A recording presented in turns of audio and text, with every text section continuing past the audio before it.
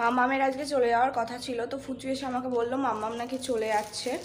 তো এই যে হারটা নিয়েছিলাম, এটা হচ্ছে রাখি বৌদির জন্য নিয়েছিলাম, এরকম দুটো নিয়েছিলাম দেখবে, একটা আমার আর একটা রাখি বৌদির।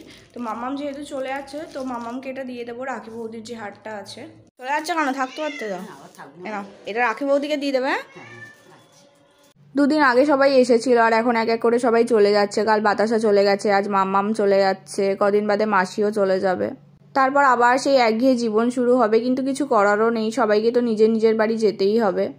কতগুলো লাচ্চা আর সিমুয়ের প্যাকেট জড়ো হয়েছে দেখো। লাচ্চার প্যাকেট দুটো ঝামেলা আর কাশ্মীরা দিয়েছে, আর সিমুয়ের প্যাকেটের সাথে এই কাজু কিশমিশগুলো মুক্তা কাকু দিয়েছে। আপু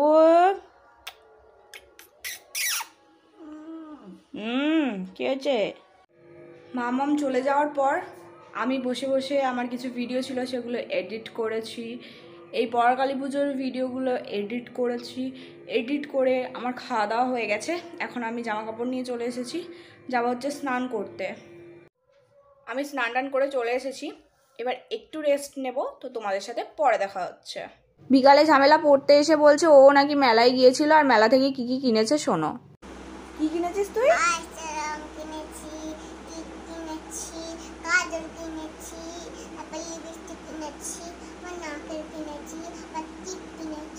আর এই হেয়ার ব্যান্ডটা কিনেছিস? মুখের মেকআপও কিনেছিস? পুজো আবার এখানে বসে আছে, মাসি এখানে শুয়ে আছে, এখানে বসে আছে। আর চুলগুলো তোর এমন খোঁচা খোঁচা কেন? চুলে গর্জন তেল মেখে এসেছিস?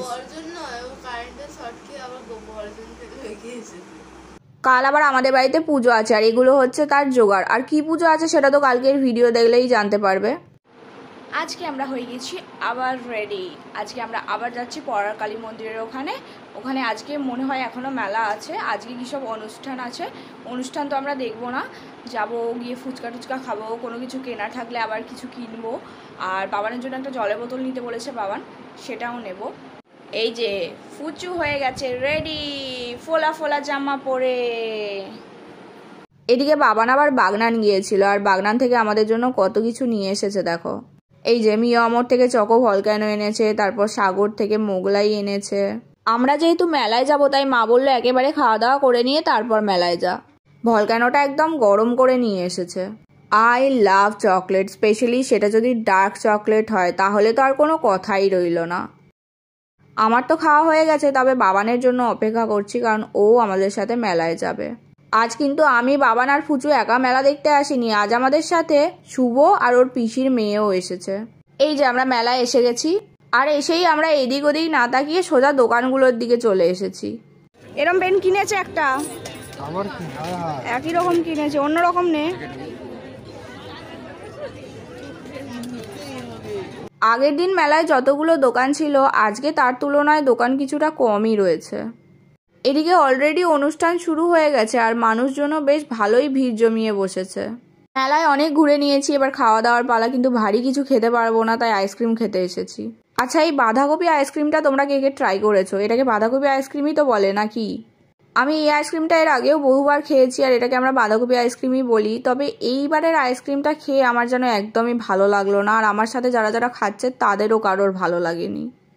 তবে ফুচু কিন্তু বাঁধাকপি আইসক্রিম নেয়নি, আমার মনে হয় ও আগে থেকেই জানতো যে এই আইসক্রিমটা খেতে খুব একটা ভালো হবে না। মেলায় এসেছি আর ফুচকা খাবো না তা কি হয়? তবে বেশি খাইনি, 10 টাকারই ফুচকা খেয়েছি। এই দোকানের মালিক উল্টো দিকে তাকিয়ে আছে আর বাবান সেই ফাঁকে বেশি করে বাদাম পুড়ে নিচ্ছে। কথাটা তোমরা সত্যি ভাবলে নাকি? মজা করছিলাম, দোকানদার নিজেই বলেছে নিতে। বাঁধাকপি আইসক্রিম খেয়ে আমাদের ভালো লাগেনি, তাই আবার একটা করে আইসক্রিম খাবো ঠিক করলাম। কিন্তু ফুচুকে আমি বলছিলাম, ফুচু তুই খাস না, কারণ এত আইসক্রিম খেয়ে ওর যদি ঠান্ডা লেগে যায় তাহলে কিন্তু ওর মা ওকে আগেই বাড়ি নিয়ে চলে যাবে। যাই হোক, আমরা বাড়ি এসে গেছি আর এই আইসক্রিমটা খেয়ে আমার জিভটা পুরো সবুজ হয়ে গেছে। তবে এই ব্লগটা এতটুকুই, দেখা হচ্ছে পরের ব্লগে, বাই বাই।